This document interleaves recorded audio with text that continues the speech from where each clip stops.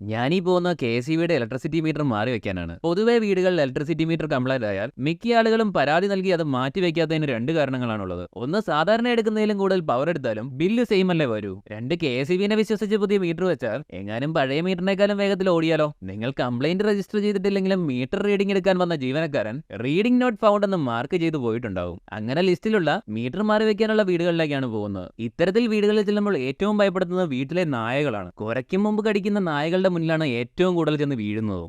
ലിസ്റ്റിൽ വീട്ടുപേരും പേരും ഫോൺ നമ്പരും ഉണ്ടെങ്കിലും മിക്ക ആളുകളെയും വിളിച്ചാൽ ഫോൺ എടുക്കില്ല. പിന്നെ ഈ ബുദ്ധിമുട്ടുകളൊക്കെ ജോലിയുടെ ഭാഗമാണ്. എന്നാൽ കഞ്ഞി കുടിക്കാനെന്ന് കവലയിൽ ഇറങ്ങിയാൽ കെ.എസ്.ഇ.ബിയുടെ ഭാഗമായിട്ടുള്ള ആളാണെന്ന് അറിഞ്ഞതുകൊണ്ടാണോ അല്ലയോ എന്നറിയില്ല, കെ.എസ്.ഇ.ബി ജീവനക്കാരുടെ വീട്ടിലിരിക്കുന്ന അമ്മയും പെങ്ങളെയും വരെ ചീത്ത പറയുന്ന ആളുകളെ കാണുമ്പോൾ ഒരു കാര്യം മനസ്സിലാവും. മഴക്കാലം വന്നാൽ ഫീൽഡിൽ മരിച്ചു പണിയെടുക്കുന്ന കെ.എസ്.ഇ.ബി ജീവനക്കാരനും കുടുംബത്തിനും നിർത്തി തുമ്മാനേ നേരം കാണും. പുറം ലോകം നല്ല ജോലിയെന്ന് വാഴ്ത്തി പറഞ്ഞിട്ടും ഇത്തരത്തിൽ മോശം അനുഭവം ഉണ്ടാകുന്ന ജോലികൾ ഏതെങ്കിലും ഉണ്ടെങ്കിൽ കമന്റിലൊന്ന് പറയും.